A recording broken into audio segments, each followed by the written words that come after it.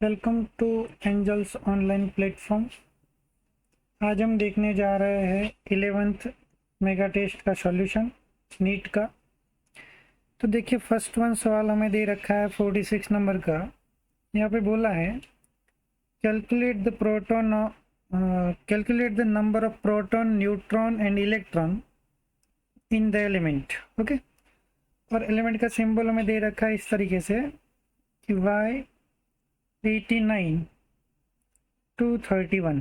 Okay, अब आमतौर पे हम क्या दिखाते हैं किसी भी एलिमेंट के बारे में, x ये उसका हो जाएगा एटॉमिक नंबर, ये हो जाएगा उसका मास नंबर। ओके, तो अभी यहाँ से दो डेटा हम फाइंड कर सकते हैं कि इसका atomic number z is equal to क्या हो जाएगा 89, और सेकंड वन उसका mass number a is equal to कितना हो जाएगा 231। ओके, अब यहाँ से मैं अगर ये न्यूट्रल स्पीसीज है तो इसके पास जितना एटॉमिक नंबर है उतना प्रोटॉन भी होगा और न्यूट्रल होने की वजह से उतना इलेक्ट्रॉन भी होगा।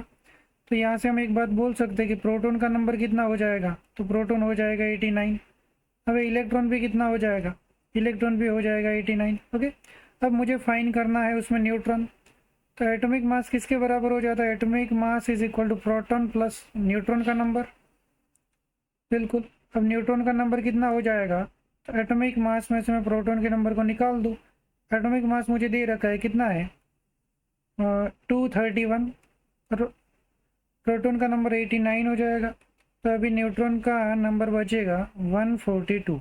ओके, तो अब सब कुछ क्लियर हो गया कि प्रोटॉन 89 हो जाएगा, न्यूट्रल स्पीसीज होने की वजह से इलेक्ट्रॉन 89 हो जाएगा, और वही हमारे पास न्यूट्रॉन का नंबर आ जाएगा 142। ऑप्शन नंबर चेन्नई हो जाएगा। Okay, so next one question को देखते हैं हम। 47 नंबर का सवाल हमें दे रखा है the number of photon of light of wavelength 700 angstrom equivalent to 1 joule. Okay, हमें एनर्जी दे रखा है और हमें वेवलेंथ दे रखा है, हमें फाइंड करना है क्या फोटोन का जो नंबर है वो। तो अब मैं क्या बोल सकता हूँ, एनर्जी और फोटोन के बीच में रिलेशन ये है E is equal to NhC upon lambda. Okay, अब मुझे यहाँ से E भी दे रखा है, लैम्बडा भी दे रखा है, H कांस्टेंट है, C भी कांस्टेंट है, मुझे फाइंड करना है N। तो N क्या हो जाएगा, E लैम्बडा डिवाइड में कर दूंगा HC।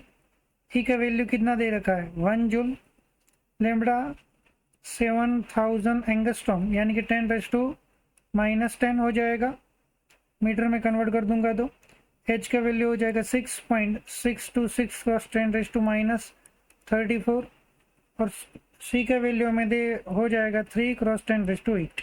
ओके, इसका हम पूरा कैलकुलेशन कर देंगे तो हमारा आंसर हो जाएगा 3.52 क्रॉस 10⁻80। तो यहाँ से हमारा आंसर बन जाएगा बॉम्बे। 47 नंबर में हो जाएगा 3.52 cross 10⁻18। Next one question number हमें दे रखा है 48 नंबर का। For which of the following species Bohr theory doesn't apply. Okay, अब बोहर ने क्या बताया था, तो बोहर ने जो भी थियरी दिया था वो केवल और केवल हम सिंगल स्पीसीज इलेक्ट्रॉन के लिए ही यूज़ कर सकते हैं। ओके, तो अब कंडीशन ये बनी है कि हाइड्रोजन सिंगल स्पीसीज इलेक्ट्रॉन है तो इसके लिए हम अप्लाई कर सकते हैं, हीलियम प्लस में भी एक ही इलेक्ट्रॉन है इसके लिए अप्लाई कर सकते हैं, लिथियम प्लस 2 में एक ही इलेक्ट्रॉन है उसके लिए अप्लाई कर सकते हैं, लेकिन सोडियम प्लस में 10 इलेक्ट्रॉन है अभी तो इसके लिए हम अप्लाई नहीं कर सकते। तो यहाँ से हमारा आंसर बन जाएगा कि Na+ के लिए हम ये थियरी अप्लाई नहीं कर सकते। ओके, तो आंसर हो जाएगा Delhi. Next one question number देख लेते हैं। 49 नंबर का सवाल हमें दे रखा है। 49 में क्या बोला है, Zeeman effect refers to the. Okay, अब दो तरह के इफेक्ट हम बोलते हैं, एक को बोलते हैं ज़ीमान इफेक्ट और सेकंड में बोलते हैं हम Stark effect. Splitting of spectrum line in magnetic field, अगर मैग्नेटिक फील्ड में स्पेक्ट्रम लाइन का स्प्लिटिंग हो रहा है तो उसको हम बोलते हैं ज़ीमान इफेक्ट, और अगर वही बात अगर इलेक्ट्रिक फील्ड में हो रहा है तो उसको हम बोलते हैं स्टार्क इफेक्ट। तो यहाँ से सीधा आंसर बन जाएगा NCERT लाइन के मुताबिक splitting on the spectrum line in magnetic field, उसी को हम बोलते हैं ज़ीमान इफेक्ट। ओके, तो आंसर हो जाएगा Ahmedabad. Next one question number 50 में हम देख लेते हैं। Assuming the velocity to be same, the wavelength of the wave associated with which of the following particle would be maximum। यहाँ पे हमें बोला है कि सभी पार्टिकल का वेलोसिटी इक्वल है, तब हमें बताना है कि किस पार्टिकल का वेवलेंथ सबसे ज़्यादा हो जाएगा। ओके, तो वेवलेंथ और उसके मास और उसकी वेलोसिटी के बीच में रिलेशन द ब्रोंगली इक्वेशन के मुताबिक हम बोल सकते हैं lambda is equal to h upon m v. Okay, अब यहाँ पे क्या बोला, वेलोसिटी इक्वल है, एच तो कांस्टेंट रहता ही है और एम पर डिपेंड करेगा, तो यहाँ से फॉर्मूला हमारा बन जाएगा lambda is inversely proportional to M.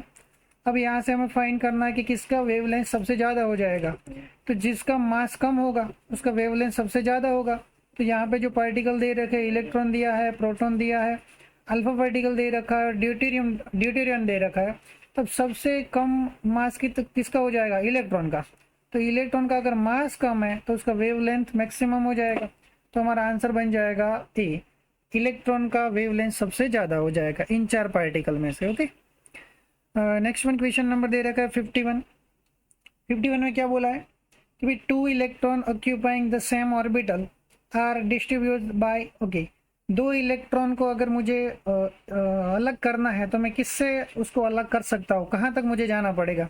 तो देखिए, मान लीजिए कि मुझे दे रखा है कि 4s में कोई 2 इलेक्ट्रॉन है, तब ये 2 इलेक्ट्रॉन के लिए उसका n कितना हो जाएगा, दोनों के लिए 4 हो जाएगा। इन दोनों के लिए उसका l का वैल्यू कितना हो जाएगा, तो l का वैल्यू दोनों के लिए 0 हो जाएगा। लेकिन अब s ऑर्बिटल में 2 इलेक्ट्रॉन है, उसका m का वैल्यू भी कितना हो जाएगा, तो m का वैल्यू भी 0 हो जाएगा। अब कंडीशन ये है कि भैया इन दोनों को अगर मुझे क्लेरिफाई करना है, यानी कि सेपरेट करना है, तो इनके लिए एक ही क्वांटम नंबर मुझे फाइंड करना पड़ेगा, स्पिन क्वांटम नंबर, क्योंकि वहीं से वो डिफ्रेंशिएट हो रहे हैं। इसका हो जाएगा +1/2, तो इसका हो जाएगा -1/2। तो यहाँ पे हमें बोला है कि 2 इलेक्ट्रॉन ऑक्यूपाइंग सेम ऑर्बिटल, किससे हम उसको अलग कर सकते हैं, तो हमें स्पिन क्वांटम नंबर से इसको अलग डिफाइन कर सकते हैं। एक का हो जाएगा +1/2 और सेकंड का हो जाएगा -1/2। बाकी सभी का quantum number n is equal to 4 होगा, दोनों का l इज इक्वल टू 0 हो जाएगा, दोनों का m इज इक्वल टू भी 0 हो जाएगा, लेकिन s का वैल्यू एक का +1/2 हो जाएगा, तो सेकंड का हो जाएगा -1/2। तो हमारा आंसर बन जाएगा स्पिन क्वांटम नंबर। ओके, चलो क्वेश्चन नंबर हम देख लेते हैं 52 नंबर का। विच of the following set of quantum number possible for an electron is 4f orbital. Okay, अब यहाँ पे 4f में अगर इलेक्ट्रॉन है तो उसके लिए हम पहले फाइंड कर लगे n इसका क्या हो जाएगा, तो 4 हो जाएगा। अगर इसका l बोलो तो क्या हो जाएगा, तो ये 3 हो जाएगा। ओके, अब यहाँ पे इसके m की वैल्यू कितनी होगी, तो m की वैल्यू यहाँ कितनी पॉसिबल है, तो 7 वैल्यू पॉसिबल है यहाँ पे। ओके, कौन कौन सी होगी, -2 होगा, -1 होगा, 0 होगा, सॉरी 5 वैल्यू पॉसिबल है इसका, f के अंदर है तो ये हो जाएगा -2 हो जाएगा, -1 हो जाएगा, 0 हो जाएगा, 1 हो जाएगा, 2 हो जाएगा। ओके, और f ऑर्बिटल है तो ये 7 वैल्यू हो जाएगा, तो यहाँ से हो जाएगा -3 भी होगा और +3 भी होगा। तो -3 से लेकर +3 तक ये पॉसिबिलिटी है। ओके, तो अब मुझे फाइंड करना है कि n इज इक्वल टू 4, तो n इज इक्वल टू 4 तो सब में दे रखा है, l इज इक्वल टू 3, तो l is equal to 3 A option में, बी ऑप्शन में और डी ऑप्शन में नहीं। तो अभी तो ये बात हुई, तय हो गई कि ए और बी में से कोई एक ऑप्शन आने वाला है। ओके, नेक्स्ट वन कंडीशन, अभी मुझे बोला है कि m का वैल्यू +4, नहीं +4 तो नहीं पॉसिबल है। कहाँ तक पॉसिबल है, -3 से लेकर +3 तक ही पॉसिबल है, -4 पॉसिबल नहीं है, सॉरी +4 पॉसिबल नहीं है। तो यहाँ से हमारा आंसर बन जाएगा ये बॉम्बे वाला कि भाई इसका n इज इक्वल टू 4 है, सही बात है, l इज इक्वल टू 3 है, m इज इक्वल टू +1/2 हो सकता है, जी बिल्कुल, और s इज इक्वल टू -1/2 वाले आधे इलेक्ट्रॉन हो जाएगा और आधे इलेक्ट्रॉन +1/2 वाले हो जाएगा। तो आंसर हमारा जो बन जाएगा बी ऑप्शन बन जाएगा। Okay, next one question number देख लेते हैं 53 नंबर का। यहाँ पे क्या बोला है, n और l का वैल्यू हमें दे रखा है और n और l की वैल्यू से हमें फाइंड करना है n and l for the electron given S. Okay, और यहाँ से हमें फाइंड करना है उसका एनर्जी का रेशियो हमें फाइंड करना है, and the energy increasing in lowest to highest. Okay, lowest energy से हमें हाईएस्ट एनर्जी की ओर जाना है। तो हम क्या करते हैं कि इसका एनर्जी फाइंड करने के लिए हम बोलते हैं n प्लस l का सम कर लीजिए, और n प्लस l का सम जिसका ज़्यादा हो जाएगा उसका एनर्जी ज़्यादा हो जाएगा, और अगर n प्लस l का वैल्यू अगर इक्वल आ जाए तो जिसका n ज़्यादा उसका एनर्जी ज़्यादा। तो पहले तो सभी को निकाल देते हैं। First one, n is equal to 4, l is equal to 1, तो इसका वैल्यू हो जाएगा 5। ओके, यहाँ पे n is equal to 3, l is equal to 2, ये भी हो जाएगा 5। यहाँ पे n is equal to 4, l is equal to 0, ये हो जाएगा 4 और ये हो जाएगा 4। ओके, अब कंडीशन कि दो दो पैर हमारे पास बन गए कि जिनमें वैल्यू सेम आ रही है, 5 5 और 4 4। अब ये बात तो तय है कि जिसका वैल्यू 4 है उसका एनर्जी कम हो जाएगा, और इसमें भी जिसका n का नंबर कम है उसका एनर्जी बिल्कुल कम हो जाएगा। तो सबसे कम एनर्जी होगा ये फोर्थ वाले का, उससे ज़्यादा किसका एनर्जी हो जाएगा, तो 4 जो n इज इक्वल टू 4 और l इज इक्वल टू 0 यानी कि सेकंड वाले का। ओके, फिर अब 5 वाले में देखते हैं। तो अभी क्या कंडीशन बनी है कि इसमें n इज इक्वल टू 3 है, तो ये हो जाएगा 3, सबसे ज़्यादा एनर्जी हो जाएगा ये फर्स्ट वाले का। तो हमारा आंसर हो जाएगा 4, फिर 2, फिर 3, फिर 1। ओके, तो ये एनर्जी से हम फाइंड कर सकते हैं 3 2 4 2 3 और 1। ओके, तो ऑप्शन नंबर हो जाएगा ये हमारा दिल्ली। ओके, चलो नेक्स्ट वन सवाल, क्वेश्चन नंबर देख लेते हैं 54 नंबर का। The electronic configuration of silver atom ground state. Okay, silver का जो इलेक्ट्रॉन कॉन्फ़िगरेशन है उसमें थोड़ा बहुत एक्सेप्शन है, उसका इलेक्ट्रॉन कॉन्फ़िगरेशन हो जाता है 4d10 5s1, 4d10 और 5s1 सिल्वर का इलेक्ट्रॉन कॉन्फ़िगरेशन में ये दिखाई देता है। Okay, next one condition, question number को देखते हैं 55 नंबर का। What is the maximum number of electron can that can be associated with the following set of quantum number. Okay, maximum number of electron इस quantum number के मुताबिक हम रख सकते हैं, वो बात हमें बताइए। तो हमने एक स्टेटमेंट ये भी बोल सकते हैं कि किसी भी दो इलेक्ट्रॉन का 3 क्वांटम अंक इक्वल हो सकता है, और कोई भी दो इलेक्ट्रॉन का चारों क्वांटम इक्वल नहीं हो सकता। ओके, तो हमारा पहला स्टेटमेंट ऐसा था कि किसी भी दो इलेक्ट्रॉन का, किसी भी एक एटम में किसी भी दो इलेक्ट्रॉन का 3 क्वांटम अंक इक्वल हो सकता है। तो यहाँ पे हमें क्या बोला है, n is equal to 3, l is equal to क्या बोला 1 और m इज इक्वल टू क्या बोला -1। इससे मैं क्या पता कर सका, 3 l इज इक्वल टू 1 यानी कि p होगा, और उसमें जो दो इलेक्ट्रॉन रखे जाएंगे, p में 3 ऑर्बिटल रहेगा, तो उसमें से जो दो इलेक्ट्रॉन होगा उनके लिए ये क्वांटम नंबर सेम हो जाएगा। ओके, तो यहाँ से ये वैल्यू हो जाएगी 0, ये -1 रखो, इसको बोल दो +1। तो इसमें जो दो इलेक्ट्रॉन होगा उसका n इज इक्वल टू क्या होगा 3, l इज इक्वल टू क्या होगा 1, m इज इक्वल टू क्या होगा -1। तो ऐसे कितने इलेक्ट्रॉन पाए जा सकते हैं, तो दो ही इलेक्ट्रॉन पाए जा सकते हैं। ओके, चलो नेक्स्ट वन क्वेश्चन नंबर को देखते हैं, क्वेश्चन नंबर 56 में क्या दे रखा है, a particular station of All India Radio, New Delhi, broadcast on the frequency 1368 kilohertz, the wavelength of the electromagnetic radiation emitted by the transmitter is speed of light. Okay, हमें क्या बोला है कि यहाँ से हमें फाइंड करना है उसका वेवलेंथ, हमें उसका फ्रीक्वेंसी दे रखा है, फ्रीक्वेंसी हमें यहाँ से अभी दे रखा है, और हमें फाइंड करना है उसका वेवलेंथ। ओके, अब वेवलेंथ और फ्रीक्वेंसी के बीच में जो रिलेशन है वो तो सीधा तरीके से हम बोल सकते हैं कि लैम्बडा इज इक्वल टू क्या हो जाएगा, c/v हो जाएगा। ओके, c का वैल्यू कितना होता है 3 × 10⁸, और v फ्रीक्वेंसी हमें दे रखा है कितना 1368 किलोहर्ट्ज़, किलोहर्ट्ज़ को मैं हर्ट्ज़ में कन्वर्ट कर दूँ, ये हो जाएगा 3। अब इसका आंसर बनेगा 2.19 × 10⁻²। इसको मैं क्या लिख सकता हूँ 219 मीटर, ये हो जाएगा 219 मीटर, 219 मीटर हो जाएगा। हमारा आंसर यहाँ से बन जाएगा ऑप्शन ए। ओके, चलो question number, sodium and copper have work function 2.3 electron volt and 4.6 electron volt respectively when the ratio of the threshold wavelength are respectively क्या हो जाएगा। ओके, अभी हमें क्या बोला है कि उसका वर्क फंक्शन दे रखा है और उसका वेवलेंथ हमें फाइंड करना है। अब वर्क फंक्शन और वेवलेंथ के बीच में क्या रिलेशन है, तो वर्क फंक्शन एक तरीका का एनर्जी ही बोलते हैं हम, वो एनर्जी जिसके कारण वहाँ से इलेक्ट्रॉन को हम निकाल सकते हैं, तो उसको हम W बोले, और या तो फिर वो एनर्जी के मुताबिक E इज इक्वल टू क्या हो जाएगा hc/λ। यहाँ से मुझे क्या फाइंड करना है लैम्बडा। ओके, तो lambda is equal to 1/E हो जाएगा, लैम्बडा इज इक्वल टू क्या हो जाएगा 1/E, यानी कि दोनों के बीच में रिलेशन ये है कि जिसका एनर्जी ज़्यादा होगा उसका वेवलेंथ कम हो जाएगा। अब किसका एनर्जी, ये 2.3 है जिसका वर्क फंक्शन, उसका जो वेवलेंथ है वो ज़्यादा होगा, और 4.6 है उसका वर्क फंक्शन कम होगा। उसको अगर ऐसे भी बोल सकते हैं, एक लैम्बडा 1 और दूसरे को बोल दें हम लैम्बडा 2। ओके, तो अब इनमें जो रिलेशन निकालें तो क्या हो जाएगा, E2 अपॉन E1 हो जाएगा।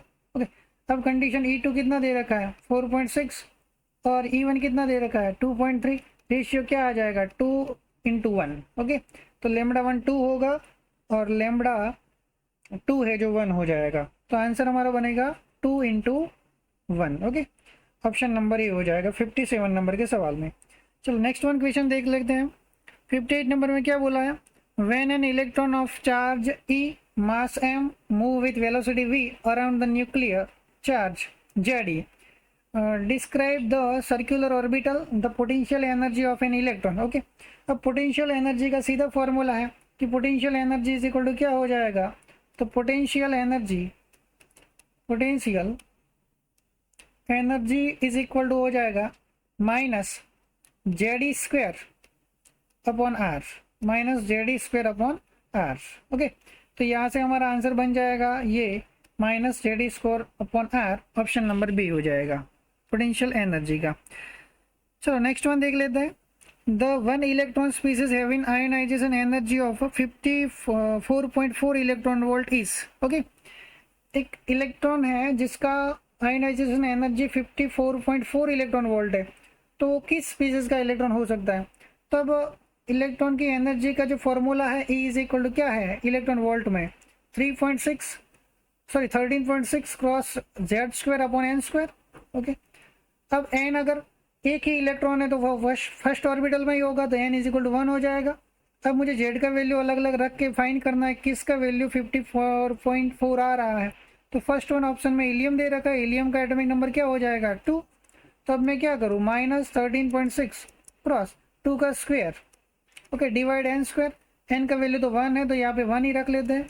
यहाँ से हो जाएगा 13.6 क्रॉस 2 का स्क्वायर 4 हो जाएगा, यानी कि यहाँ से हमारा आंसर बन जाएगा 54.4 इलेक्ट्रॉन वोल्ट। ओके, तो हमें जो भी स्पीसीज की बात कर रहे हैं वो किसका स्पीसीज हो जाएगा, हीलियम का। Okay, next one condition 60 number का सवाल। When Z is double in atom which of the following statement are consist with the Bohr theory. Okay, अब जो स्टेटमेंट दे रखा है वो बोहर थियरी के मुताबिक कौन सा सही है, करेक्ट स्टेटमेंट है, वो हमें फाइंड करना है इस सवाल के अंदर।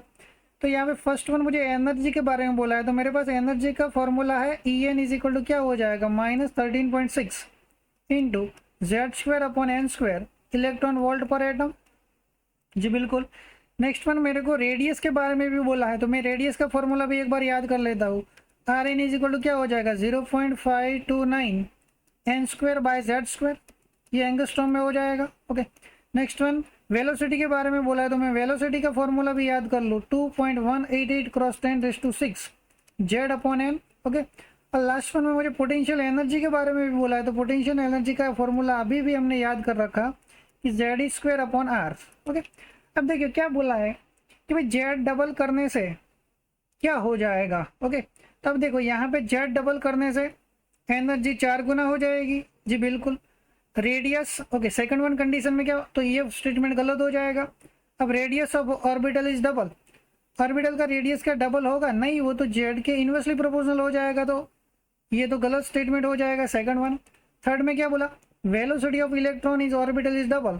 अब वेलोसिटी और जेड दो एक दूसरे के डायरेक्टली प्रोपोर्शनल है, तो जेड बढ़ने से वेलोसिटी डबल ही हो जाएगा। अगर जेड डबल होगा तो वेलोसिटी डबल हो जाएगा, तो ये जो स्टेटमेंट है वो सही है कि भाई जेड डबल करने से उसका वेलोसिटी डबल हो जाएगा।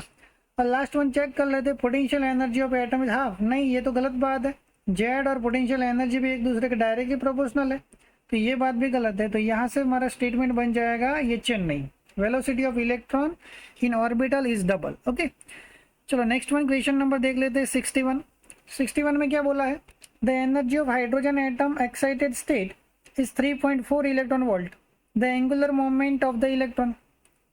मतलब कि हमें बोला है कि जिस ऑर्बिटल में उसका एनर्जी 3.4 इलेक्ट्रॉन वोल्ट है वहाँ पर उसका एंगुलर मोमेंट कितना हो जाएगा। तो अभी हमारे पास एनर्जी का जो फॉर्मूला अभी लिखा हमने minus 13.6 cross Z square upon n square. Okay, अब मैं अलग अलग ऑर्बिटल में देख लेता हूँ हाइड्रोजन है इसका जेड तो 1 ही हो जाएगा। अगर फर्स्ट वन ऑर्बिटल में बात करें तो 13.6 ही रहेगा। सेकंड में अगर बात करें तो E is equal to -13.6 divide में n², सेकंड ऑर्बिटल यानी कि 4। तो यहाँ से हमारा आंसर बन जाएगा 3.4 इलेक्ट्रॉन वोल्ट। यानी कि हमें ये मालूम पड़ गया कि हमारा n कौन सा है, सेकंड वाला। ओके, अब मुझे क्या करना है कि इसमें मुझे एंगुलर मोमेंट फाइंड करना है। तो एंगुलर मोमेंट का फॉर्मूला क्या है, NH/2π। ओके, अब n की वैल्यू में कितना रख दूँ, 2, तो 2h/2π हो जाएगा। 2 कैंसिल कर लूँ मैं तो हमारा आंसर हो जाएगा h/π। ओके, तो यहाँ से h/π का पाई जितना एंगुलर मोमेंट हो जाएगा 61 में हो जाएगा h/2π। ओके, चलो नेक्स्ट वन क्वेश्चन को देख लेते हैं। Select the correct relation between azimuthal quantum number and magnetic quantum number. हमें एल और एम के बीच में रिलेशन फाइंड करना है, कौन से फॉर्मूले से हम सही जा रहा है या तो फिर कौन सा फॉर्मूला उन दोनों के लिए सही है।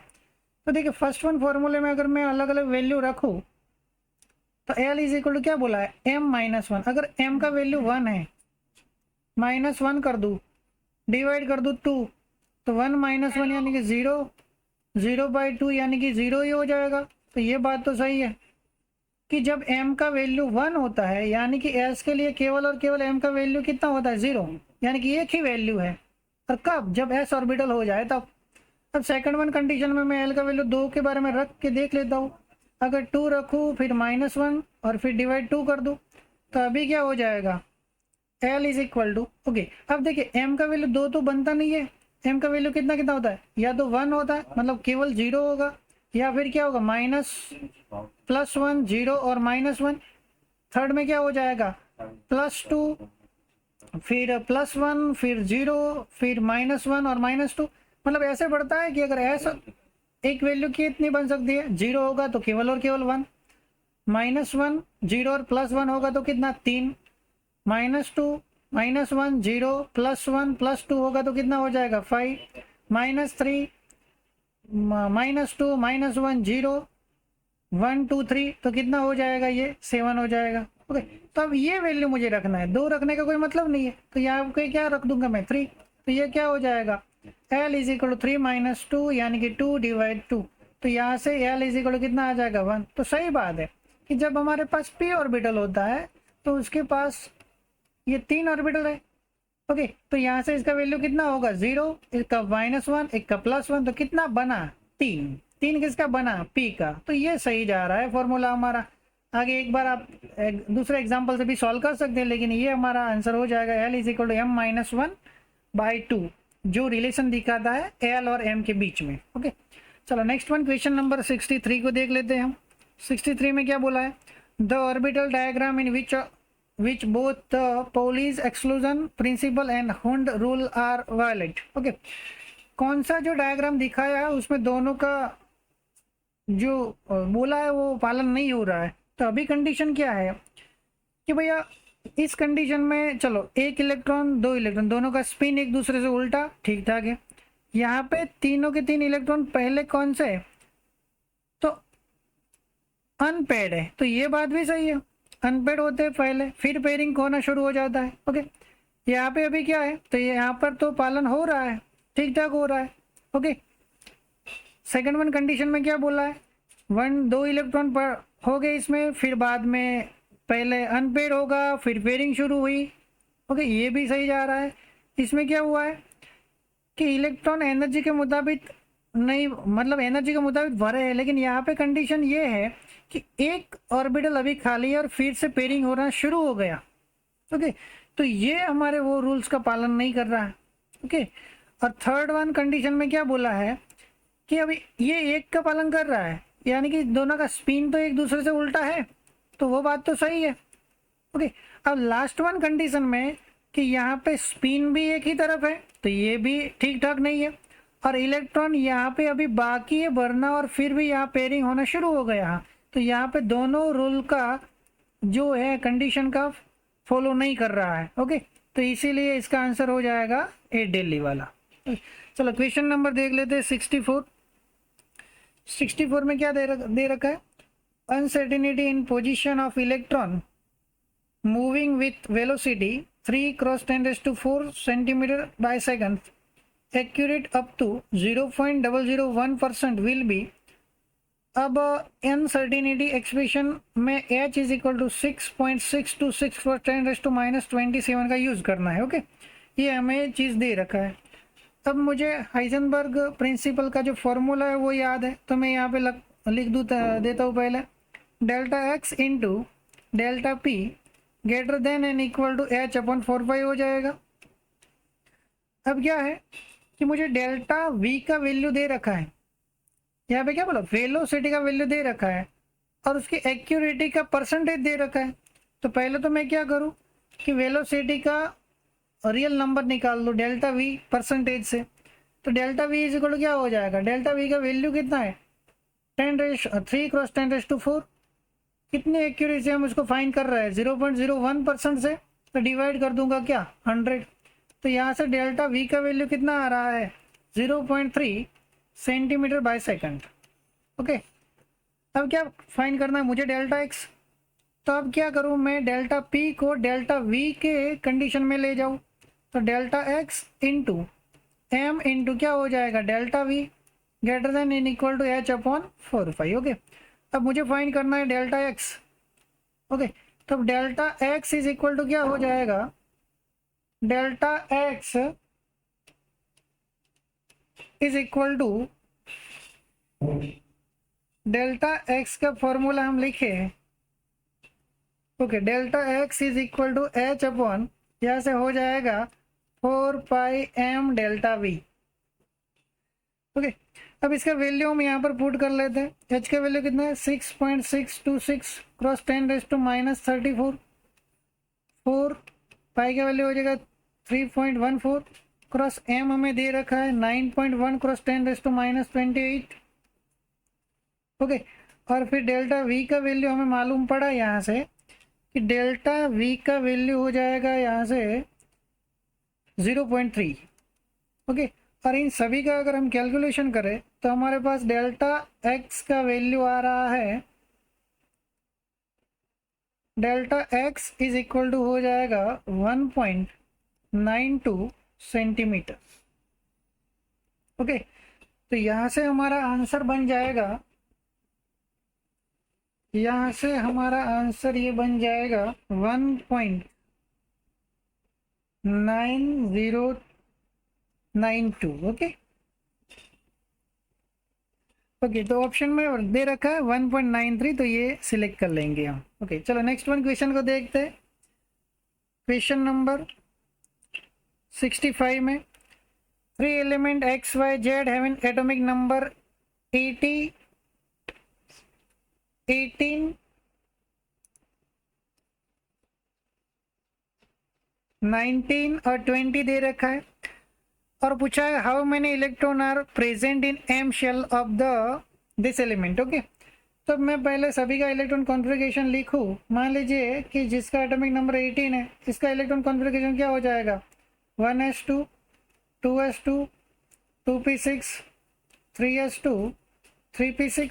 ओके, अब क्या बोला है मुझे एम सेल में, यानी कि फर्स्ट वन होता है के, सेकंड वन एल और थर्ड वन क्या हो जाएगा एम। ओके, तो थर्ड सेल में मुझे फाइंड करना है। तो यहाँ पे कितना इलेक्ट्रॉन है थर्ड सेल में, एस का 2 और पी का 6, यानी कि टोटल मिलाकर 8 हो जाएगा। वही अगर 19 जिसका एटॉमिक नंबर है उसका इलेक्ट्रॉन कॉन्फ़िगरेशन अगर लिखूँ तो ऐड क्या हो जाएगा 4s1।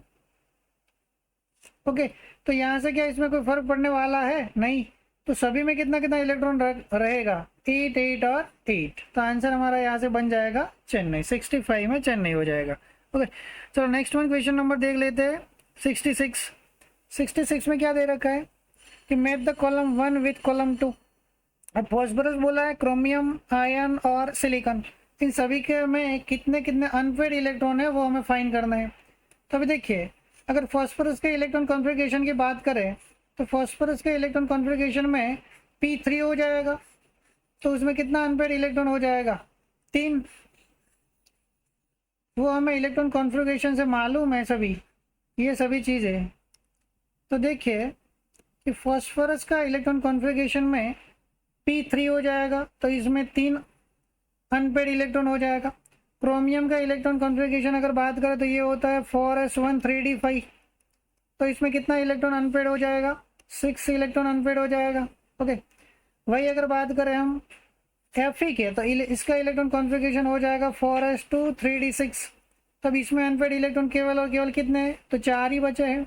और सिलिकॉन की अगर बात करें, सिलिकॉन में अनपेड इलेक्ट्रॉन, इसका एटॉमिक नंबर है 14। तो इसका अगर इलेक्ट्रॉन कॉन्फ़िगरेशन लेके 1s2 2s2 2p6 और 3s2 और 3p2 हो जाएगा। ओके, तो देखिए, ओके तो यहाँ पे कितने अनपेड इलेक्ट्रॉन है, केवल और केवल 2 अनपेड इलेक्ट्रॉन है। क्लियर।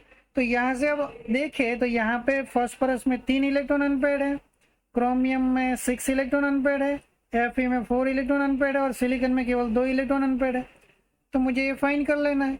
तो अभी 3 यानी कि फर्स्ट वन में हो जाएगा 3, सेकंड वन में हो जाएगा 1, सेकंड में हो जाएगा 1 और थर्ड में हो जाएगा 4 यानी कि फोर्थ वाला। ओके, और लास्ट वन में हो जाएगा सिलिकॉन में 2 यानी कि ये सेकंड नंबर का। तो इसको मैच करें तो हमारा आंसर यहाँ से बन जाएगा 3, फिर 1, फिर 4 और फिर 2। ओके, तो ऑप्शन नंबर सेलेक्ट कर लेंगे हम चेन्नई, हमारा आंसर चेन्नई वाला हो जाएगा। क्लियर। चलो नेक्स्ट वन क्वेश्चन नंबर को देखते हैं। क्वेश्चन नंबर 67 में which is not exceptional of octet rule, कौन ऑक्टेट रूल का एक्सेप्शन केस नहीं है। ओके, तो अगर BF3 की बात करें तो इसमें केवल और केवल 6 ही इलेक्ट्रॉन होते हैं, तो ये ऑक्टेट रूल फॉलो नहीं करता। अगर SnCl4 के बारे में बात करें तो Sn के पास वैलेंस सेल में 4 इलेक्ट्रॉन होते हैं और चारों के चारों बॉन्ड बना लेंगे, तो इसके मतलब इसके पास 8 इलेक्ट्रॉन हो जाएंगे। तो ये ऑक्टेट रूल को फॉलो करता है। BeCl2 में फॉलो नहीं होता है, केवल 4 इलेक्ट्रॉन ही होंगे। HCl4 में क्या होगा, तो HCl4 में सल्फर के पास 4 इलेक्ट्रॉन है, उसमें से वो 4 बॉन्ड बना लेगा, सॉरी 6 इलेक्ट्रॉन है, उसमें से वो 4 बॉन्ड बना लेगा और एक लोन पेयर बचेगा, यानी कि इसके पास टोटल इलेक्ट्रॉन हो जाएगा 10। ओके, तो ये भी फॉलो नहीं करता, ये भी फॉलो नहीं करता, ये भी फॉलो नहीं करता, फॉलो कौन करेगा, SnCl4। तो आंसर हो जाएगा बॉम्बे 67 में। चलो नेक्स्ट वन सवाल को देखते हैं। सवाल नंबर है 68। How many number of electron are involve in the formation of nitrogen molecules, nitrogen यानी कि N2 के मॉलिक्यूल्स के इन्वॉल्व के लिए बनने के लिए कितने इलेक्ट्रॉन बॉन्ड बनाने के काम आते हैं। तो N2 के बीच में क्या होता है, N triple bond N। Okay, तो इस नाइट्रोजन के पास ये 2 इलेक्ट्रॉन, ये 3 इलेक्ट्रॉन, कुल 5 इलेक्ट्रॉन हो जाएगा टोटली। इसके पास भी यही कंडीशन, और इन दोनों के बीच में ट्रिपल बॉन्ड होता है, यानी कि टोटल कितने इलेक्ट्रॉन इन्वॉल्व हुए, तो 6 इलेक्ट्रॉन यहाँ पे इन्वॉल्व हो जाएंगे। Okay, next one condition question number हमें दे रखा है 67 69 the total number of lone pair of electron in N2O3। तो अगर N2O3 में हमें क्या फाइंड करना है, लोन पेयर फाइंड करना है, टोटल लोन पेयर इसमें कितना है। तो टोटल लोन पेयर के लिए हमें इसका स्ट्रक्चर मालूम होना चाहिए। तो N बॉन्डिंग N कर दूँ, डबल बॉन्ड यहाँ से ऑक्सीजन हो जाएगा और यहाँ से इस ऑक्सीजन के साथ एक कोऑर्डिनेट बॉन्ड के साथ कौन जुड़ जाएगा, ऑक्सीजन, और ये डबल बॉन्ड के साथ ऑक्सीजन जुड़ा हुआ है। अब देखिए सभी के पास अगर हम इलेक्ट्रॉन देखें तो ऑक्सीजन के पास अब कितने बचे, तो 4 इलेक्ट्रॉन बचे, यानी कि 2 लोन पेयर बची हुई है। वही ऑक्सीजन के पास अभी 3 लोन पेयर बची हुई है, वही इस नाइट्रोजन के पास अभी 1 लोन पेयर बचा होगा और इस ऑक्सीजन के पास 2 लोन पेयर बचा होगा। तो अब टोटली अगर हम बोले तो इन सभी के पास कितना लोन पेयर हुआ, तो 1 2 3 4 5 6 7 और 8, टोटल लोन पेयर हो जाएगा 8। ओके, इसके अलावा एक स्ट्रक्चर आप इस तरीके से भी इसको बोल सकते हैं, N डबल बॉन्ड हो जाएगा O, यहाँ पे भी N डबल बॉन्ड हो जाएगा O। इसके पास कितने लोन पेयर, तो इसके पास अभी 2 लोन पेयर, इसके पास 1 लोन पेयर, इस नाइट्रोजन के पास भी 1 लोन पेयर, ऑक्सीजन के पास अभी 2 लोन पेयर, इस ऑक्सीजन के पास भी 2 लोन पेयर। तो इसमें भी कितना लोन पेयर हो जाएगा, 1 2 3 4 5 6 7 और 8 लोन पेयर इसके पास भी हो जाएगा। ओके, तो सही आंसर हमारा हो जाएगा 8 लोन पेयर इसके पास अवेलेबल है। ओके, चलो क्वेश्चन नंबर देख लेते हैं 70। अभी क्या बोला है, what is the formal charge of carbon atom in the following 2 structure. Okay, in 2 structure में कार्बन, सेंट्रल एटम जो कार्बन है उस पर कितना फॉर्मल चार्ज है वो फाइंड करना है। तो देखिए यहाँ पे कार्बन पर कोई फॉर्मल चार्ज है नहीं, तो ये हो जाएगा 0। अब यहाँ पे टोटल माइनस चार्ज 2 है, लेकिन क्या कार्बन पे ये फॉर्मल चार्ज है, ये बताना है मुझे, क्योंकि ये -2 तो किसकी वजह से, इस दोनों की वजह से, ये -2 माइनस ओके, तो इस पर तो टोटल फॉर्मल चार्ज कितना हो जाएगा, 0। तो दोनों कंडीशन में सेंट्रल एटम कार्बन पे जो फॉर्मल चार्ज है वो 0 ही है। ओके, चलो क्वेश्चन नंबर देख लेते हैं 71। Two element P and Q combine form the compound. If P has 2 and Q has 6 electron in their outer shell, what will be the formula of the compound formed? Okay, अब देखिए एक बात ये बोल सकता है कि अगर कंपाउंड P है उसके पास अगर 2 वैलेंस सेल में इलेक्ट्रॉन है और दूसरा कंपाउंड Q है उसके पास अगर 6 इलेक्ट्रॉन वैलेंस सेल में, तो इसको कितने बॉन्ड बनाना है, 2।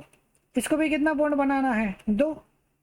क्लियर। तो अब क्या बात हुई कि अब दोनों का जो वैलेंस सेल में इलेक्ट्रॉन है इसका 2 है तो उसको 2 बॉन्ड बनाने होंगे, और इसके 6 है तो इसके 2 बॉन्ड बनाने होंगे। तो अभी क्या कंडीशन हुई कि इसको हम समझने के लिए ऐसा कर ले कि अगर मेरे पास है Mg, तो आप समझ सकते हैं Mg के पास कितना आउटर सेल में इलेक्ट्रॉन हो जाएगा, 2। और दूसरा है मेरे पास ऑक्सीजन, तो ऑक्सीजन में कितना हो जाएगा, 6। अब आप सोचो ये दोनों मिलके कौन सा कंपाउंड बनाते हैं, तो MgO बनाते हैं। ओके, क्योंकि जिसके पास 2 है वो +2 फॉर्म कर सकता है और जिसके पास 6 है वो -2 फॉर्म कर सकता है।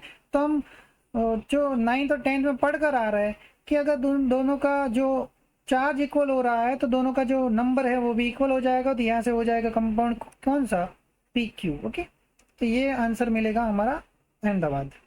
चलो क्वेश्चन नंबर देख लेते हैं 72 में विच of the following is lowest value of the bond order, किसका बॉन्ड ऑर्डर का वैल्यू सबसे कम है। तो बॉन्ड ऑर्डर फाइंड करने के लिए हम क्या करते हैं, टोटल बॉन्ड डिवाइड क्या कर ले, टोटल नंबर ऑफ एटम। तो यहाँ पे बेंजीन की बात की है C6H6 की, तो यहाँ पे क्या है कि या सिंगल बॉन्ड है या डबल बॉन्ड है, या सिंगल बॉन्ड है या डबल बॉन्ड है, या सिंगल और ये डबल है। तो टोटल इन कार्बनों के बीच में कौन सा बॉन्ड ऑर्डर हो जाएगा, तो 1.5 हो जाएगा। ओके, अब सेकंड वन कंडीशन में क्या दिया है, CO3-2, तो CO3-2 में क्या हो जा कि ऑक्सीजन पर माइनस चार्ज, ऑक्सीजन पर माइनस चार्ज। अभी देखो टोटल बॉन्ड कितने, 4, टोटल एटम कितने, 3, कितना हो जाएगा 1.33। तो यहाँ से नंबर आ रहा है 1.33 बॉन्ड ऑर्डर का। अब NO+ के बारे में बात करें तो NO+ में होता है N और ऑक्सीजन के बीच ट्रिपल बॉन्ड, यहाँ से बॉन्ड ऑर्डर हो जाएगा 3। SO3 की बात करें तो SO3 में S double bond oxygen, S double bond oxygen और S डबल बॉन्ड ऑक्सीजन होता है, तो बॉन्ड ऑर्डर यहाँ तो है 2।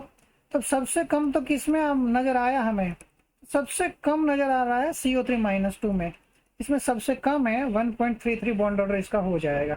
ओके, चलो नेक्स्ट वन क्वेश्चन नंबर देख लेते हैं 73 में the bond order of NO 2.5 will that NO+ bond order 3। देखिए इसका आंसर ही इसमें दे रखा है, NO+ का बॉन्ड ऑर्डर कितना दे रखा है, 3। Which of the following statement true this two species. Okay, अगर बॉन्ड ऑर्डर बढ़ रहा है, अगर क्या हो रहा है, बॉन्ड ऑर्डर बढ़ रहा है तो बॉन्ड लेंथ कम हो जाएगी। ओके, यानी कि NO की बॉन्ड लेंथ ज़्यादा होगी और NO+ की बॉन्ड लेंथ कम होगी। तब जो स्टेटमेंट दे रखे उसमें देख लेते हैं, bond length NO+ is equal to, नहीं इक्वल नहीं हो सकता, bond length NO+ greater, NO+ का ज़्यादा, नहीं ये बात भी गलत है, NO+ का बॉन्ड लेंथ ज़्यादा नहीं होता क्योंकि NO+ का तो बॉन्ड ऑर्डर ज़्यादा है, जिसका बॉन्ड ऑर्डर ज़्यादा होगा उसका बॉन्ड लेंथ कम हो जाएगा। यानी कि अभी क्या बात हो जाएगी, बॉन्ड लेंथ NO का ज़्यादा होगा क्योंकि इसका बॉन्ड ऑर्डर 2.5 है, इसका 3 है। तो यहाँ से ये हो जाएगा कि bond length NO is greater than NO+, NO का बॉन्ड लेंथ ज़्यादा है NO+ से। ओके, तो आंसर हो जाएगा चेन्नई। नेक्स्ट वन सवाल 74 नंबर का the polarity of covalent compound among the following is maximum. अब कौन से बॉन्ड के अंदर जो पोलरिटी है वो मैक्सिमम है, तो हमें मालूम है जितना EN का डिफरेंस ज़्यादा उतना पोलरिटी ज़्यादा हो जाएगा। तो अभी F और F पोलरिटी 0 हो जाएगा, N और F में, F के बीच में पोलरिटी, और F के बीच में पोलरिटी, और C और F के बीच में पोलरिटी। तो कंडीशन ये है कि थोड़ा बहुत याद करने के लिए हम ऐसा बोलते हैं कि F से और 2 एलिमेंट के बीच में जितना डिस्टेंस ज़्यादा हो जाएगा उतना उनके बीच में इलेक्ट्रॉन नेगेटिविटी का डिफरेंस ज़्यादा होगा। तो O और F के बीच में इलेक्ट्रॉन नेगेटिविटी डिफरेंस कम, फिर N में उससे ज़्यादा, और फिर क्या हो जाएगा कार्बन। ओके, इसमें इन दोनों से भी क्या हो जाएगा ज़्यादा, तो इलेक्ट्रॉन नेगेटिविटी का डिफरेंट कार्बन और फ्लोरीन के बीच में सबसे ज़्यादा है इन चारों में से। तो यहाँ से जो पोलर बॉन्ड होगा वो मैक्सिमम किस में होगा, CF बॉन्ड में। Okay, next one question number 75 में dipole moment of highest is. Okay, अब डायपोल मोमेंट किस में सबसे ज़्यादा है वो फाइंड करना है। डायपोल मोमेंट के लिए तो हमें ये मालूम होना चाहिए कि उसका शेप कौन सा है। ओके, यानी कि उसका इलेक्ट्रॉन कॉन्फ़िगरेशन किस तरीके से है। तो अभी देखिए कि यहाँ पर CH4 है तो उसका हाइब्रिडाइजेशन sp3 है, CCl4 उसका हाइब्रिडाइजेशन sp3, इसका भी हाइब्रिडाइजेशन sp3 और इसका भी हाइब्रिडाइजेशन तो कौन सा है sp3। ओके, तो देखिए अगर sp3 हाइब्रिडाइजेशन है और कोई लोन पेयर अवेलेबल नहीं है और सभी एटम एक ही तरीके का है तो इन दोनों का तो डाइपोल मोमेंट कौन सा हो जाएगा, 0। अब मुझे इन दोनों में से फाइंड करना है कि अब मेरे पास यहाँ पर क्या है, मैं समझने के लिए इस तरीके से थोड़ा ड्रॉ कर लूँ कि भाई एक कंडीशन ऐसी है कि मेरे पास Cl और Cl जुड़े हुए sp3 हाइब्रिडाइजेशन के साथ, और यहाँ पे मेरे पास फ्लोरीन और फ्लोरीन जुड़े हुए हैं। अब देखिए Cl का साइज कौन सा होता है, बड़ा, CH का साइज फ्लोरीन की कंपेयर में बड़ा, और फ्लोरीन का साइज कैसा होता है, छोटा। अब ये फ्लोरीन एक दूसरे के पास रहना चाहेंगे कंपेरेटिव टू क्लोरीन, क्लोरीन के जो एटम है एक दूसरे से दूर रहेंगे, तो ये जो रिजल्टिंग डाइपोल मोमेंट है वो एक दूसरे के बीच में एंगल ज़्यादा हो जाएगा।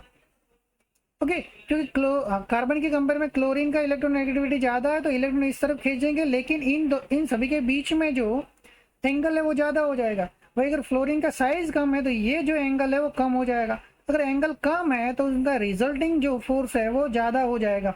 मतलब कि CHF3 का डाइपोल मोमेंट CH-Cl3 के कंपेयर में ज़्यादा हो जाएगा। उसके पीछे का रीज़न यही है कि फ्लोरीन का साइज छोटा है तो फ्लोरीन सभी एक दूसरे के पास रहकर उसको अपने और खींच सकते हैं इलेक्ट्रॉन को, तो जो रिजल्टिंग इलेक्ट्रॉन का जो डेंसिटी है वो इस तरफ बढ़ जाएगा। ओके, इसलिए इसमें डाइपोल मोमेंट ज़्यादा हो जाएगा। चलो क्वेश्चन नंबर देख लेते हैं 76। Total number of lone pair of electron in I3 minus में हमें बताना है टोटल लोन पेयर कितने बचे हुए हैं। तो I3 माइनस में क्या स्ट्रक्चर होता है, ये आयोडीन है, ये भी आयोडीन रखा और ये भी आयोडीन। अभी माइनस है, इसका मतलब इसके पास एक इलेक्ट्रॉन ज़्यादा हो जाएगा, तो ये कंडीशन बनी। ओके, ये I3 माइनस का स्ट्रक्चर हम दिखा रहे हैं। ओके, अभी आयोडीन के पास कितना लोन पेयर होगा, यहाँ पे 3 लोन पेयर होगा, इसके पास भी कितना लोन पेयर होगा, 3। तो अभी क्या हुआ, 3 इसके पास है, 3 इसके पास है और 3 इसके पास है, टोटल कितना हो जाएगा, 9 लोन पेयर हो जाएगा।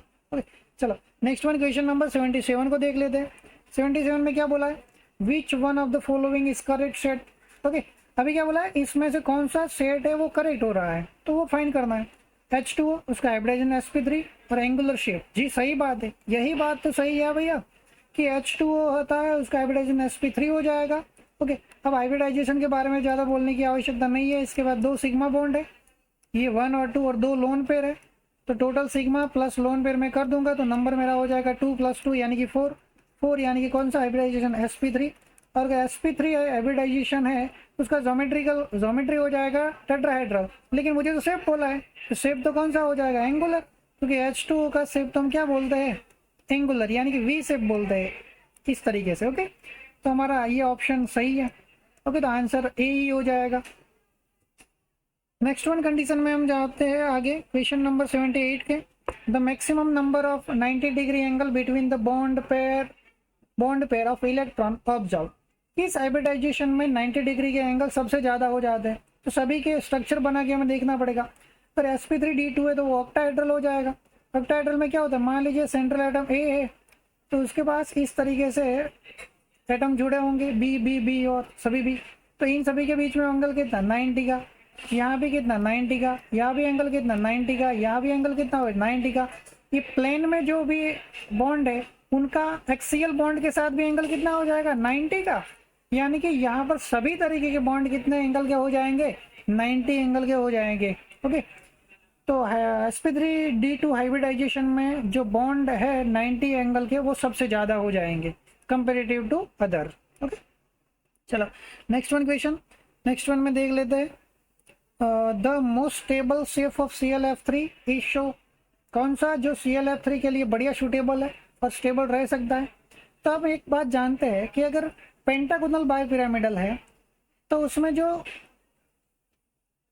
प्लेन के अंदर जो बॉन्ड एंगल हुआ करते हैं वो बॉन्ड एंगल हुआ करते हैं 120 डिग्री के। ओके, और प्लेन के जो एक्सियल बॉन्ड हुआ करते हैं वो हुआ करते हैं 90 डिग्री से। ओके, तो अब लोन पेयर है तो उसका रिपल्सन तो कैसा होता है ज़्यादा, तो ये लोन पेयर कहाँ रहना चाहेगा, वो प्लेन के अंदर रहना चाहेगा। ओके, तो वहाँ से अब मुझे फाइंड करना है कि लोन पेयर के बीच में रिपल्सन ज़्यादा होने की वजह से दोनों लोन पेयर है वो एक दूसरे के 120 एंगल पे रहना चाहेंगे, और अगर उनको 120 एंगल पे रहना है तो उनको प्लेन में रहना पड़ेगा। तो अभी जो स्ट्रक्चर दे रखा है उसमें क्या है कि यहाँ पे दोनों एक दूसरे के एक्सियल है, तो ये तो बिल्कुल अनस्टेबल हो जाएगा। यहाँ पे एक प्लेन में रखा है और एक को एक्सियल, ये भी गलत चीज़ है। यहाँ पे दोनों को 120 डिग्री पे रखा है, तो इसका स्टेबिलिटी सबसे ज़्यादा हो जाएगा। तो हमारा आंसर यहाँ से बन जाएगा ओनली 1, ए का स्टेबिलिटी सबसे ज़्यादा हो जाएगा। क्लियर? ओके, बहुत बढ़िया। चलो नेक्स्ट वन क्वेश्चन को देख लेते हैं। Predict the correct order of repulsion among the following. Okay, ये तो VSEPR के मुताबिक लोन पेयर के बीच में रिपल्सन सबसे ज़्यादा, उसके कम लोन पेयर बॉन्ड पेयर के बीच में, और उससे कम किसके पास हो जाएगा? बॉन्ड पेयर और बॉन्ड पेयर के बीच में। ओके, तो ये आंसर हमारा कौन सा हो जाएगा 80 नंबर में कि भाई लोन पेयर के बीच में रिपल्सन सबसे ज़्यादा, फिर लोन पेयर बॉन्ड पेयर के बीच में, और सबसे कम हो जाएगा बॉन्ड पेयर और बॉन्ड पेयर के बीच में। ओके, तो आंसर हमारा हो जाएगा दिल्ली वाला। नेक्स्ट वन क्वेश्चन को देख लेते हैं। 81 विच ऑफ द फॉलोइंग मॉलिक्यूल है रेगुलर ज्योमेट्री। किसका जो ज्योमेट्री है वो रेगुलर है, मतलब कि सभी बॉन्ड पेयर ही है, मतलब लोन पेयर उसके पास अवेलेबल है नहीं, और लोन पेयर अगर अवेलेबल नहीं है तो रिपल्सन लगने का कोई ज़्यादा चांस नहीं रहेगा, और उसका जो ज्योमेट्री वो डिस्टर्ब नहीं होगा। डिस्टर्ब होने की वजह यही होती है कि कुछ अगर बॉन्ड पेयर और कुछ उसमें अगर लोन पेयर है तो वो डिस्टर्ब हो जाता है। तो अभी क्या हो जाएगा? H2O, तो डिस्टर्ब होके वो तो V शेप बना लेता है, तो इसके पास तो 2 लोन पेयर अवेलेबल है। PF3, उसके पास भी अगर एक लोन पेयर अवेलेबल है तो ये भी डिस्टर्ब कर लेगा। SF6, देखिए सल्फर के पास 6 इलेक्ट्रॉन है और 6 के 6 सिग्मा बॉन्ड से जुड़े हुए हैं। ओके, तो आप समझ सकते हैं कि यहाँ पे कोई लोन पेयर है नहीं, तो उनके बीच में सभी जगह रिपल्सन इक्वली लगेगा, तो डिस्टर्ब होने का कोई चांस है नहीं। वही HCF6 के बारे में बात करें तो यहाँ पे HCF6 में 6 फ्लोरीन तो इस तरीके से जुड़े हुए हैं। ओके, लेकिन उसके पास क्या होगा? एक लोन पेयर भी अवेलेबल होगा, और वो लोन पेयर की वजह से वो डिस्टर्ब करेगा, ये पेंटागोनल हो जाएगा। ओके, और ये किसके पास क्या हो जाएगा? ये लोन पेयर हो जाएगा। ओके, तो इससे ये डिस्टर्ब हो जाएगा, तो इसमें भी जो ज्योमेट्रिकल है वो रेगुलर नहीं रहेगा सिर्फ। तो यहाँ पे कंडीशन ये है कि SF6 में जो उसका रेगुलर ज्योमेट्री है वो बना रहेगा। Okay, next one condition 82 number का सवाल। The number and type of bond between 2 carbon atom in calcium carbide. Okay, calcium carbide यानी कि CaC2 होता है। अब CaC2 में क्या कंडीशन होती है? Ca 2 कार्बन के साथ इस तरीके से जुड़ा रहता है, इस तरीके से। अब यहाँ से हम फाइंड करें कितने बॉन्ड कौन से वाले हैं, तो कार्बन और कार्बन के बीच में पूछा है हमें, केवल और केवल 2 कार्बन के बीच में। तो 2 कार्बन के बीच में टोटल नंबर ऑफ बॉन्ड तो कितना है? 3। ओके, अब 3 का सम मतलब 3 है तो कौन कौन से? तो ये हो जाएगा सिग्मा, और बाकी 2 क्या हो जाएगा? पाई। तो मैं ऐसा बोल सकता हूँ कि 1 सिग्मा बॉन्ड है, यस 1, और 2 पाई बॉन्ड है। तो हमारे यहाँ से आंसर कौन सा बन जाएगा कि इसमें 1 सिग्मा बॉन्ड है और 2 पाई बॉन्ड है। ओके, 1 सिग्मा बॉन्ड और 2 पाई बॉन्ड। चलो नेक्स्ट वन क्वेश्चन को देख लेते हैं। क्वेश्चन नंबर 83 में क्या दे रखा है? The correct statement for the reaction NH3H plus NH4 plus. Okay, NH3 था, ये एक बढ़िया सवाल मान सकते हैं। NH3 ने H प्लस को इलेक्ट्रॉन दिया, जी बिल्कुल, तो यहाँ से क्या बन गया? NH4 plus. ओके, अब जो स्टेटमेंट दे रखे हैं उसको बारे में बात कर लेते हैं। हाइब्रिडाइजेशन स्टेट इज चेंज, क्या ये होने से नाइट्रोजन का हाइब्रिडाइजेशन चेंज हुआ? नहीं भैया, क्योंकि यहाँ पे क्या है कि इसमें 3 सिग्मा बॉन्ड है और एक क्या है? लोन पेयर है, तो इसका नंबर भी कितना हो जाएगा? 4, तो इसका हाइब्रिडाइजेशन भी sp3 है। और यहाँ पे NH4 प्लस में भी कितना है कि 4 बॉन्ड बन चुके हैं। NH4 प्लस में कितना बॉन्ड बना? 4 बॉन्ड, तो इसका भी नंबर 4 आएगा, तो sp3 हाइब्रिडाइजेशन। तो हाइब्रिडाइजेशन में कोई चेंज नहीं हो रहा है, बॉन्ड एंगल इंक्रीज हो रहा है। ओके, ये बढ़िया बात है कि यहाँ पे भैया लोन पेयर है, तो sp3 हाइब्रिडाइजेशन में बॉन्ड एंगल होता है 109 इंटू 28। ओके, अब कंडीशन क्या हुई कि ये लोन पेयर की वजह से यहाँ पे रिपल्सन होगा, लोन पेयर बॉन्ड पेयर के बीच में रिपल्सन ज़्यादा होगा, बॉन्ड पेयर के बीच में रिपल्सन कम हो रहा है, उसकी वजह से यहाँ से बॉन्ड एंगल कम हो जाएगा, तो ये हो जाएगा 107 डिग्री। ओके, लेकिन अभी क्या हुआ कि यहाँ से NH4 प्लस बनने से सभी जो है वो बॉन्ड पेयर बन जाएंगे, और बॉन्ड पेयर की वजह से यहाँ पे सभी के बीच में रिपल्सन इक्वल हो जाएगा, तो ये बॉन्ड एंगल जो sp3 हाइब्रिडाइजेशन में होना चाहिए उतना ही होगा, यानी कि 109 ही होगा। अब कंडीशन क्या हुई कि बॉन्ड एंगल NH3 में कितना था? 107, बढ़कर क्या हो गया? 109, क्योंकि यहाँ पे रिपल्सन सभी जगह एक इक्वल लग रहा है। और हमने पहले भी बताया कि अगर सभी बॉन्ड पेयर है तो कोई डिस्टर्ब नहीं होगा, तो उनके बीच में बॉन्ड एंगल जितना अगर हाइब्रिडाइजेशन में है उतना ही रहेगा। तो यहाँ पे बॉन्ड एंगल इंक्रीज हो रहा है, तो वो बात सही है, बॉन्ड एंगल इंक्रीज हो रहा है। अब दूसरे दो बात को चेक कर लेते हैं हम। NH3 एक्ट लुईस एसिड, नहीं लुईस एसिड नहीं है भाई। लुईस एसिड तो इलेक्ट्रॉन अपने आप को स्वीकार करता है, मतलब लेता है। इसने तो क्या किया, H+ को इलेक्ट्रॉन डोनेट किया। अगर इलेक्ट्रॉन डोनेट कर रहा है उसका मतलब कि ये लुईस बेस है। अगर इलेक्ट्रॉन एक्सेप्ट करता तो हम लुईस एसिड मानते, तो ये स्टेटमेंट गलत हो जाएगा। रेगुलर ज्योमेट्री इज चेंज, जी हाँ बिल्कुल ज्योमेट्री चेंज हुई, क्योंकि यहाँ पे जो रेगुलर ज्योमेट्री चेंज हुई, क्लियर, चेंज होने ही वाली है। ओके, तो रेगुलर ज्योमेट्री चेंज हो जाएगी इसमें, सही बात है। नेक्स्ट वन, क्वेश्चन नंबर देख लेते हैं हम यहाँ पर 84 नंबर का। विच of the following formula does not show correct relationship, कौन सा फॉर्मूला जो करेक्ट रिलेशनशिप नहीं दिखा था। तो first one, bond order, one of bonding electron and anti bonding electron, ये बात तो सही है। बॉन्ड ऑर्डर और बॉन्ड लेंथ एक दूसरे के इन्वर्सली प्रोपोर्शनल होते हैं, वो तो हमने आगे भी बता के रखा है। बॉन्ड ऑर्डर और बॉन्ड डिसोसिएशन एनर्जी एक दूसरे के इन्वर्सली प्रोपोर्शनल नहीं, ये बात गलत है। अगर बॉन्ड ऑर्डर ज़्यादा है तो उसका बॉन्ड एनर्जी भी ज़्यादा ही होगा, क्योंकि अगर सिंगल बॉन्ड को काटने के लिए एनर्जी चाहिए, उससे डबल बॉन्ड को काटने के लिए एनर्जी ज़्यादा ही चाहिए तोड़ने के लिए। ओके, तो ये रिलेशनशिप जो दे रखा है वो गलत दे रखा है।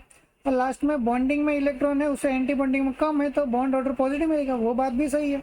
ओके, लेकिन ये जो चेन्नई वाला ऑप्शन है वो गलत है। बॉन्ड ऑर्डर और बॉन्ड डिसोसिएशन एनर्जी एक दूसरे का डायरेक्टली प्रोपोर्शनल होने चाहिए, ना ही कि इनवर्सली प्रोपोर्शनल। ओके, चलो क्वेश्चन नंबर देख लेते हैं 85 नंबर का। यहाँ पे क्या बोला, इन PO43 minus the formal charge of each oxygen atom and the PO bond order respectively. अभी फॉर्मल चार्ज भी बताना है हर एक ऑक्सीजन पर, और मुझे यहाँ पर बॉन्ड ऑर्डर भी बताना है। तो हर एक ऑक्सीजन पर कितना होगा, तो टोटल कितना है -3, कितना ऑक्सीजन है, क्योंकि यहाँ पे रेजोनेंस होगा, तो रेजोनेंस होने से यहाँ पर भी चला जाएगा। टोटल ऑक्सीजन कितना है 4, तो एक पर कितना आ जाएगा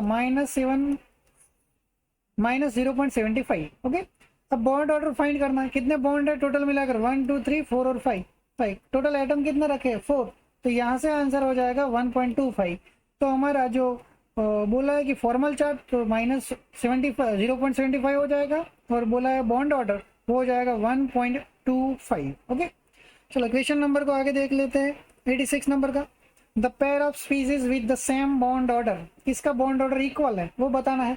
तो बॉन्ड ऑर्डर के लिए तो हम एक गिनती याद कर लेते हैं, 10 11 12 30 14 15 16 17 18 19 और 20। ओके, यहाँ से चलते हैं कि अगर 14 है तो बॉन्ड ऑर्डर 3 होगा, 13 है तो बॉन्ड ऑर्डर हो जाएगा 2.5, 12 है तो बॉन्ड ऑर्डर हो जाएगा 2, यहाँ से बॉन्ड ऑर्डर हो जाएगा 1.5, और 10 इलेक्ट्रॉन है तो बॉन्ड ऑर्डर हो जाएगा 1।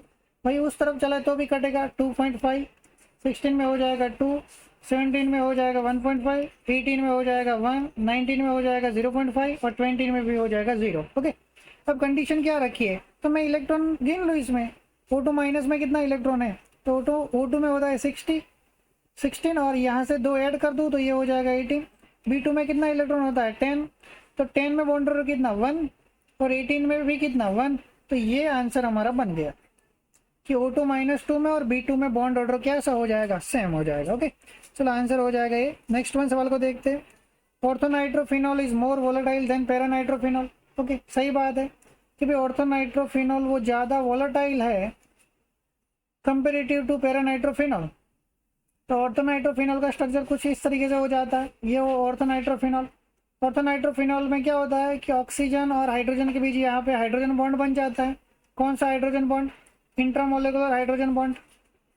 ओके, वही अगर पैरानाइट्रोफिनॉल के बारे में बात करें तो पैरानाइट्रोफिनॉल में पैरा पोजीशन पे NO2 लगता है।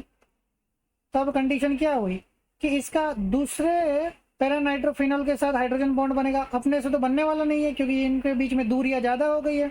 तो अभी क्या हो जाएगा, ये OH और ये N डबल बॉन्ड O, और फिर ये केवल ऑक्सीजन है। ओके, NO2 है। अब क्या हुआ, इनके बीच में हाइड्रोजन बॉन्ड बनेगा। अब देखिए किसी का वोलेटाइल होना और ना होना वो किस चीज़ पे डिपेंड करना है कि भाई अगर मॉलिक्यूल्स के बीच में अगर अट्रैक्शन कम है तो उसको कम एनर्जी देने से भी वोलेटाइल हो जाएगा। अब यहाँ पे किस कंडीशन में मॉलिक्यूल्स के बीच में अट्रैक्शन है, तो हमें मालूम पड़ रहा है कि पैरा में मॉलिक्यूल्स के बीच में अट्रैक्शन है, भाई ऑर्थो में तो इंट्रामोलिकुलर हाइड्रोजन बॉन्ड बन जाता है, मतलब कि एक ऑर्थो नाइट्रोफिनॉल का अट्रैक्शन दूसरे ऑर्थो नाइट्रोफिनॉल से नहीं है, तो इसी वजह से इसको वोलेटाइल होने में ज़्यादा एनर्जी देना नहीं पड़ेगा। तो कंडीशन क्या हुई कि ऑर्थो नाइट्रोफिनॉल वो ज़्यादा वोलेटाइल हो जाएगा कंपेरेटिव टू पैरा नाइट्रोफिनॉल। तो उसके पीछे का रीज़न यही है कि भाई ऑर्थो नाइट्रोफिनॉल में इंट्रामोलिकुलर हाइड्रोजन बॉन्ड होता है और वही पैरा नाइट्रोफिनॉल में इंटरमोलिकुलर हाइड्रोजन बॉन्ड हो जाता है। ओके, तो ऑप्शन हमारा हो जाएगा 87 में ए। नेक्स्ट वन 88 नंबर का सवाल, the electronic configuration of electron 1s2 2s2 2p2 there are 12 electron in C2, the correct electron configuration of the C2 molecules. Okay, अब मॉलिक्यूल्स में अगर 14 इलेक्ट्रॉन है और 14 से कम है उसके बारे में हम जानते हैं, तो अब यहाँ से इलेक्ट्रॉन कॉन्फ़िगरेशन में क्या होगा कि भैया पहले 2px और 2py भरेगा और उसके बाद 2pz भरेगा। तो अभी क्या कंडीशन हुई कि इसमें अगर 12 इलेक्ट्रॉन है तो ये कंडीशन जो मैंने बोला उस तरीके से होगा कि पहले 1s2 भरेगा, फिर सिग्मा स्टार 1s2, फिर सिग्मा 2s2, फिर सिग्मा स्टार 2s2, फिर पहले पाई 2px में 2 इलेक्ट्रॉन और पाई 2py में 2 इलेक्ट्रॉन हो जाएगा और बाद में 2pz में इलेक्ट्रॉन भरेगा। ओके, तो ये कंडीशन सही है कि जिसमें 12 इलेक्ट्रॉन है तो उसका इलेक्ट्रॉन कॉन्फ़िगरेशन इस तरीके से ही रहेगा। ओके, 88 का आंसर हो जाएगा बॉम्बे। चलो नेक्स्ट में क्वेश्चन को देख लेते हैं। क्वेश्चन नंबर 89 में how many and what type of bond present in NH4 plus, कितने और किस तरीके के बॉन्ड पाए जाते हैं उसके बारे में हमें बोला है। तो NH4 प्लस यानी कि इस तरीके से NH4 प्लस होता है, NH3 जब H प्लस को इलेक्ट्रॉन डोनेट करता है, आगे जो रिएक्शन में देखा उस तरीके से। तो अभी क्या कंडीशन हुई कि ये NH4 प्लस कैसे बनता है, तो देखिए मैं थोड़ा समझा लेता हूँ यहाँ पर कि यहाँ पे NH3 है, उसके पास एक लोन पेयर अवेलेबल है, वो H प्लस को इलेक्ट्रॉन देगा क्योंकि H प्लस के पास वैकेंट ऑर्बिटल है। तो यहाँ पे क्या हुआ कि एक के पास बॉन्ड बनाने के लिए लोन पेयर था और दूसरे के पास वैकेंट ऑर्बिटल था, तो इनके बीच में जो अभी बॉन्ड बनने वाला है वो कोऑर्डिनेट बॉन्ड बनेगा।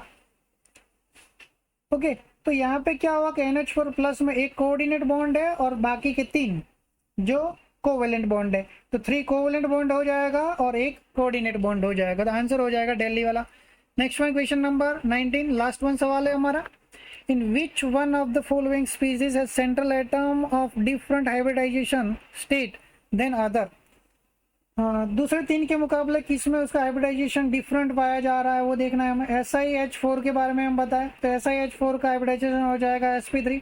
CH4 के बारे में भी बात करें तो उसका भी हाइब्रिडाइजेशन हो जाएगा sp3। BF4 माइनस के बारे में बात करें तो उसका भी हाइब्रिडाइजेशन हो जाएगा sp3। लेकिन अगर SF4 के बारे में बात करें तो SF4 के लिए सल्फर के पास 6 इलेक्ट्रॉन है, उसमें से 4 बॉन्ड में चले गए तो सिग्मा बॉन्ड का नंबर 4 हो जाएगा। उसके पास एक लोन पेयर अवेलेबल होगा तो सिग्मा प्लस लोन पेयर करो तो आंसर मुझे मिलेगा 5। तो हमारा हाइब्रिडाइजेशन इसका हो जाएगा sp3d। ओके, तो बाकी 3 के मुकाबले SF4 का हाइब्रिडाइजेशन डिफरेंट है। ओके, तो यहाँ से आंसर हमारा बन जाएगा लास्ट वन सवाल में, last one option Delhi. Okay, चलो थैंक यू।